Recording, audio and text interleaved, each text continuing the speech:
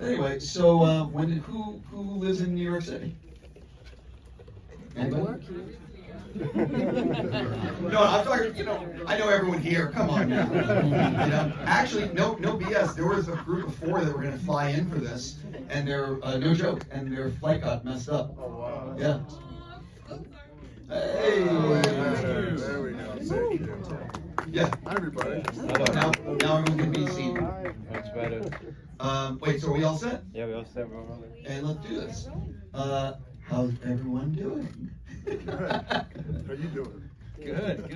Yeah, I got something on my mind. Oh, by the way, if you see me go like this or like this, it's because of the mic. Got it. It's like giving you a little, you know what I mean, to make sure everyone's using it. Yeah, exactly. So anyway, I'm just going to start by saying congratulations for being part of a hit Apple TV, part of the, you know what I mean, part of the Apple universe and being one of their hit shows. So I'm just going to say congrats. And so we just screened season 3, episode 9. And for the 3 of you, was this your first time seeing it? Yes. Yeah, first time. Yes. Mike's. Oh, Mike, yes. Yes. Yes. I don't Wait. think it's on. Hello? Yeah, let me see that. Sorry. No, it's fine. It's childproof. It's Enver. Yes. Check. Now we're good. All right. Yes. Right. So, Yes. what was, because the thing about it though is, you're always watching this at home. You're not really ever seeing it on a movie screen, but the production quality, like everything about this show looks like a movie. So what was it like actually watching this on the big screen? Go ahead, Enver. No. It was incredible. It looks beautiful, first of all. It's gorgeous. And just, I think, Brad did a fantastic job, and I'm kind of really shocked how cinematic it was. The whole show has looked beautiful, but yeah, they really nailed it, and they nailed like all of the kind of human drama and the action. So yeah, I'm glad we were here instead of like, on the back of an airplane seat. Like not my favorite way to watch stuff. Sure. So before we jump into the, I'm sorry. If anyone else wants to add? Echoing everything, Enver. Good to see everybody. Thanks for coming out today. I guess we get anywhere you want to be here. We really appreciate that. Candidly, it's probably my first time watching it fully, ever. We see bits and pieces of it as you're filming, whether it be dailies, ADR sessions, quick rough cuts here or there. But this is actually my first time watching the show, its entirety and sitting through with an audience especially. It was really special. I actually got pretty emotional watching my co-stars work. They're so beautiful, just incredible performers. And Enver and Erika, you guys are just splendid. I feel so lucky to be a part of this. Thanks a lot, Simon and Audrey, Shauna, our producers here. Shout out to Audrey. Long-winded answer, but just happy to be here. Thank you. So Simon, if you don't mind, I have a few questions for you because this is our first time actually talking about Invasion. And I kind of want to jump backwards. I have so many questions for you guys. I'm just going to a little time with Simon. So when you first got to Apple and you pitched the show, did you pitch it as like a 3 or 5 year plan, or what was that like initial meeting like in terms of laying out what you were planning?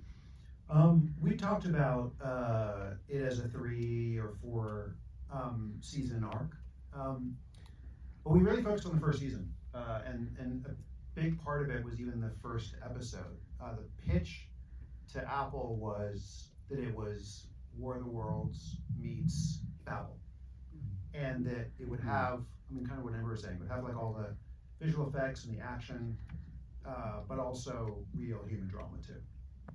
Had certain characters survived longer than you expected based on performance? Like, how does that change? Loaded question. Well, I'll flip it a little bit because I would say, as an example, Enver's character was not somebody that we conceived surviving past last season. And that was true for Jamila as well, for India's character, past the first season. And sometimes actors would show up and just be so extraordinary and take on the role and expand the role beyond any of our wildest expectations, and it sort of demanded to continue to be told, and even flipped in the case of India to her perspective. Billy's character, Casper, was really the protagonist of that storyline, clearly, in the first season, And she took it over in the second season, and then obviously is the only survivor from that storyline in this season. So there were definitely characters who would come in and surprise us, and would sort of demand in the level of the acting to sort of get more and say more, and us be able to play more in terms of nuance and dimension and the humanity of those characters. Why was it important in the first season to have like a group of kids, to the different groups you had in the first season? How did you guys figure out those groups? Why was it important for one of them to be a group of kids? Well, really, in that pitching it as Babel, the idea was, a lot of the time when you watch any kind of quote unquote global or invasion type show, it's told from the perspective of just an American, or it's told from the perspective of one guy, like the War of the Worlds book, like the War of the Worlds movie with Tom Cruise. And I really wanted it to be as representative as possible in every possible way: age, race, sexuality, nationality. And so within that, the idea of having a bunch of school children that really didn't have like a headmaster and doing the sort of Lord of the Flies part of the show was one of the first storylines that just came to mind when David Wow and I started working on it. Shamier, you're the one person who has been in all 3 seasons, and I'm just curious. Can you sort of talk about the differences between the making of season 1, 2, and 3? If there was, you know what I mean? You're the one link to everything. Yeah, no, well, for sure. I think each season, first of all, keep it simple, the location changes. I think that's been pretty profound. Got to travel all over the world, whether it be Morocco, whether it be London, South Africa. So that was something that was been, a beautiful evolution. But also seeing all these incredible actors coming in and out of the show, and I thought that's really incredible. Testament to our filmmakers, our creatives, and also the evolution of my character, which I think has been really, really interesting. In the first season, I spent a lot of time alone. Toronto was in the desert, and I'm acting opposite all green screens and things of that nature. And then as I slowly come back into the world, I get to meet these incredible people, through Toronto's storyline and meeting all these other actors. So it's been a beautiful, blossoming of a flower. And I think, as we dwindle down to the next seasons, who knows what will happen next, if we have a next. But it's been really great, and I feel very fulfilled walking in this guy's shoes. I'm making much sense, forgive me. But yes, it's been great. But of quality that is being put on screen. Well, hi everybody. Hello. And thank you. And thank you, Scott. Thank you, Simon, for your big mind and your world building. That's what it's like. You step into somebody's space, and David have created this way and this dream, and it's visual, it's big, and then you meet the people in it, and they've already prospered in it, and they've suffered in it, and they've worked through it, and I show up in Vancouver after they traveled in it. So that's what it's like. For me, it was a big new experience, and I felt that in my life of having worked very long in this industry, to get a call from Simon to invite me to participate in something like this was a dream come true. And so I just tried to stay really still and learn. They had already set the table, and I had a lot to learn from them just by watching them. But I was lucky because I think for many of you, you hadn't met each other. And so I didn't feel like I was too far away from, I guess, bonding with them.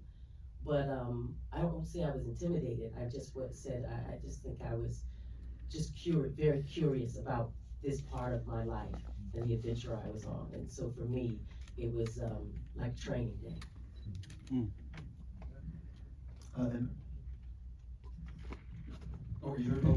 Yes. Man, this is definitely the biggest show I've ever been on. I think end of season 2, they built that town square to destroy it. You remember that? Man, they went in the middle of South Africa. They're building like a town so that they could basically mess it up. I'd never been involved at that scale, and it's really fun. I think as an actor, you're just like, I want to be in something big. When you're a young actor, you're like, I want to be in I want to watch stuff blow up. I want to watch them flipping cars. I want to watch the explosions. And you know, so for the young actor in me, this is what I wanted to get into it for, to kind of fly to South Africa and watch them build a city, and then stage a big final confrontation in it. And so yeah, it feels really awesome, and I didn't feel overwhelmed by like any CG. Like they kept it really grounded. So you know, I didn't feel like, although I'm sure you've had your maybe that all fell on you, but yeah, it was fun.